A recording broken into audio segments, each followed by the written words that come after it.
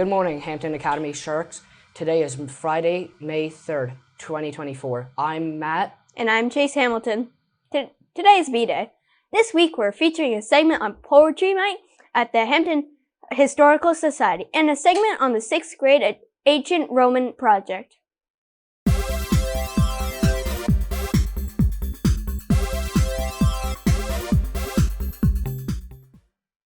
There will be no art club on Tuesday, May 7th. Next week, there will be SAS ELA training on Tuesday, May 7th, and on Thursday, May 9th. Students should get a good night's sleep and have a nutritious breakfast before the tests. The following students are April Students of the Month. Please come down to the office at the end of Shark News.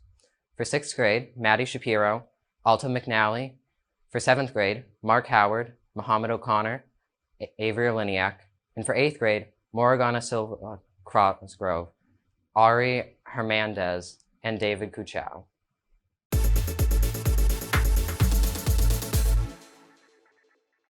Next Wednesday is an early release day. Hampton Academy students will be released at 11:30.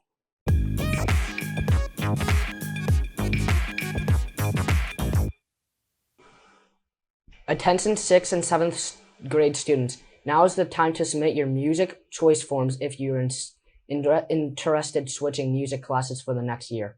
Please see Miss Reno or Miss Gay for a form today if you have not already received one. Forms must be returned next week. If you plan to stay in the same music course, you do not need to fill out a form.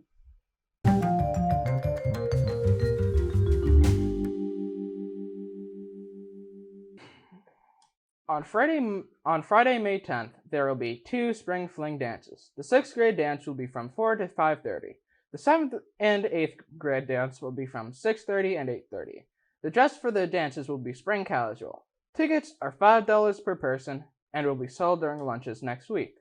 However, student council needs your help for the dance. Please help volunteer for a 30-minute slot and get a free ticket to the dance. If we don't have enough volunteers, we can't host the dance. Sign-ups are in the lunchroom this week. Thanks for your help.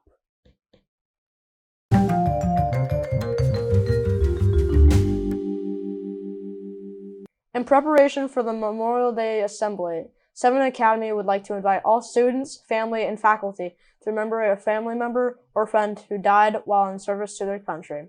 Any student, family, or faculty can submit their name, rank, branch of service, and a photo of the service member if they have one.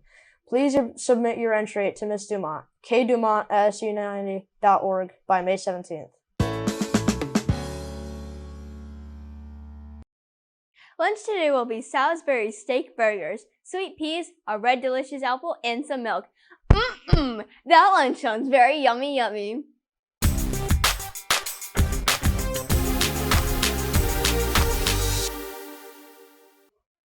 Sixth grade students in Mrs. Duffy's social studies classes have been learning about ancient Rome. They created projects based on their learning. Jack had a chance to catch up with some students to ask them about this unit. Take a look. Good morning, Hampton Academy Sharks. I'm here with 6th graders Ava and Tucker to talk about their Roman history unit. Ava, what did this unit consist of? So this unit consisted of us learning about Rome and doing a project.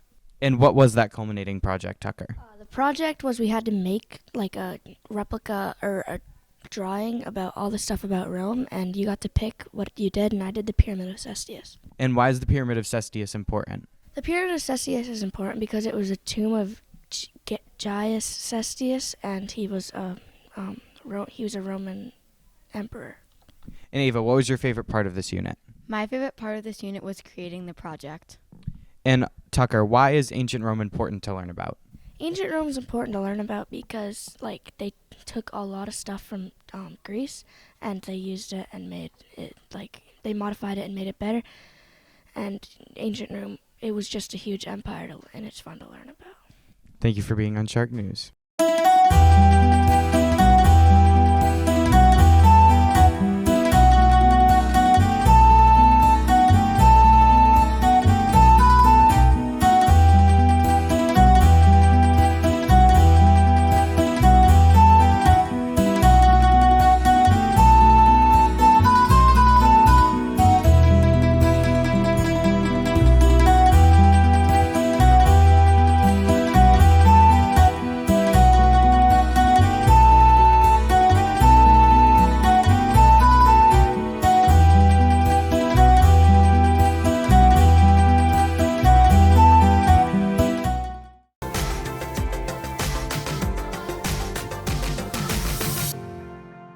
Recently, Hampton Academy students celebrated National Poetry Month and Hampton's history at the Tuck Museum. The students wrote poetry about Hampton's history. First, the students researched Hampton's history to provide details for their poems. Then they wrote the poems and then were participants in a poetry reading at Tuck Museum. We have a few videos of the students reading their poems. Take a look.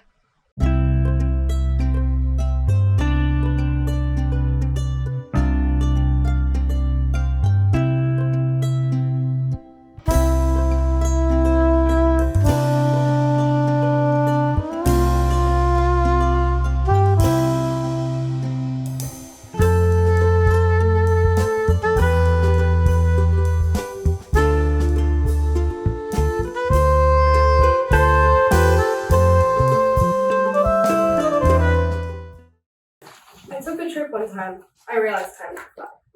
The trees are sighing with rustling leaves, feeling the emptiness in the cemetery. Glancing all around, rounded and circular, surrounding the air, there I read.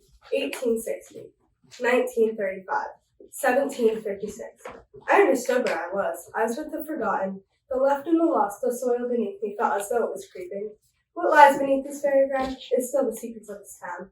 The lies, truths, and vows. But what do lies mean in a small town? They're going round and round from town to town, and still you hear no sound. Pine Grove, Sanborn, Levitt, Elkins, Bride Hill. There I've listed cemeteries. Family, friends, life now ends. The lost are buried there. Memories lie beneath the stone. The stone holds memories of gold. 1, 2, 3, 4, up the numbers go until you yourself are getting old. This is a place most people call home, surrounded some square with granite-type stone. Weeping willows dressed as fair, angels stamped upon the face. The beauty of it fills our souls and keeps our memories embraced. The ocean, just out of reach. Cold but warm, the wind burns. The sand at my feet, the waves crash with the beat. The houses on the shore, sand galore. The sun disappears without a trace, but going at a steady pace. Folds of ice all around, melting soon without a sound. Cooper's Main and Flying Point, Hampton beaches that never disappoint. Yet it's still the middle of the winter, the ocean glimmers. A winter scene at Hampton Beach. As people leave, they buy a postcard to remember the sea. The seagulls fly. I promise, none of this is a lie. Ice on the beach. 1899, trains ran from coast to coast for people to see what people love most. Cameras clicked and the ribbons snipped. Hampton Beach, you sure have brought us glee. 1927, the owners wanted to bring more. Therefore, the casino ballroom was born. Tickets got bought from left to right just to see Bing Crosby and Duke Ellington perform that night. 1970s, rock and roll was all the rage, and ticket sales soared to see anyone on stage. But once they were gone, a wild mob remained.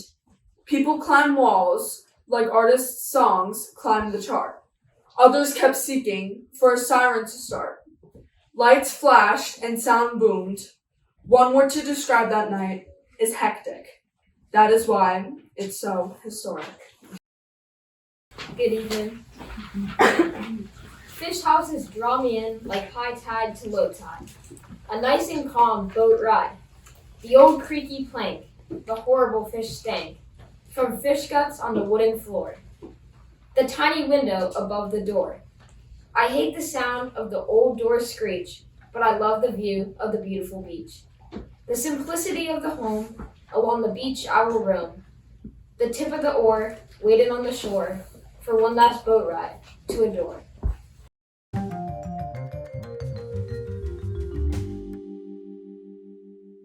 The 8th grade trip to Washington, D.C. is fast approaching. Today we have a portion of a video about the U.S. Holocaust Memorial Museum, in which created by Chloe Molnar and Benton Lyford. Take a look.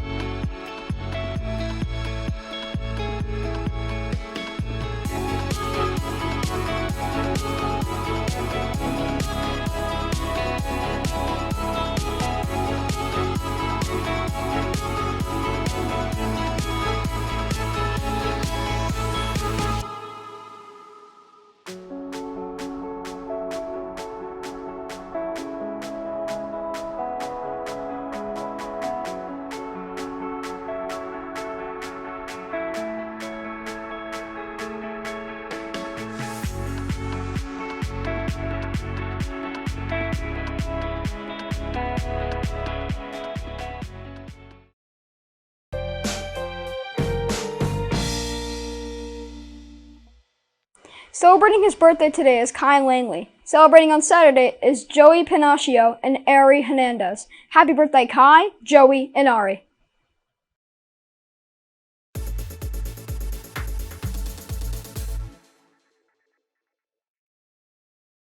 And now for the weather. Today, there will be cloudy skies early and will become partly cloudy later in the day. The high temperature will be 57 degrees. Saturday, there will be mostly cloudy skies. The high temperature will be 51 degrees. And on Sunday, we will have rain showers in the morning, which will evolve into a more steady rain in the afternoon. The high temperature will be 51 degrees. This week, we have 3 weather photos. The first is from Luca Cole. It is View of Great Bay. Next, we have Beautiful Day in Aruba, sent in by Will Denyo. And last, we have Double Rainbow over Marsh, sent in by Brandy Hardeman. Thanks, Luca, Will, and Brandy for sending those in.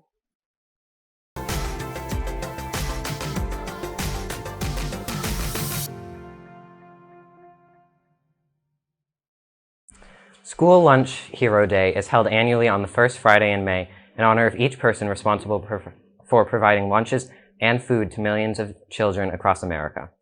Some of these heroes include school nutrition professionals and also those who serve food in cafeterias. Each person responsible for making sure good food is handed out to the students is a hero. So make sure you thank the cafeteria staff today for all they do for you.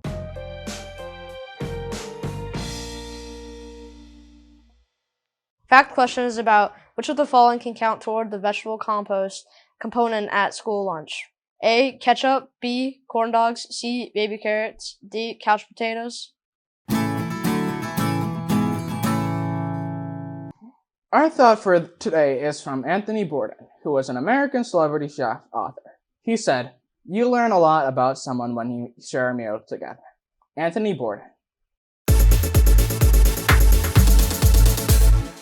Hey Jameson, Hey, what? what's a math teacher's favorite dessert? I don't know. What? Pie!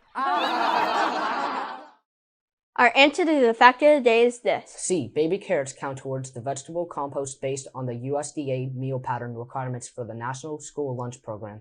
And remember, before you speak, Text, chat, or post, ask yourself, is it kind? is it true? Is it necessary? And remember the Academy way, Manage yourself act responsibly, and respect yourself and others. go out there and make it a great day.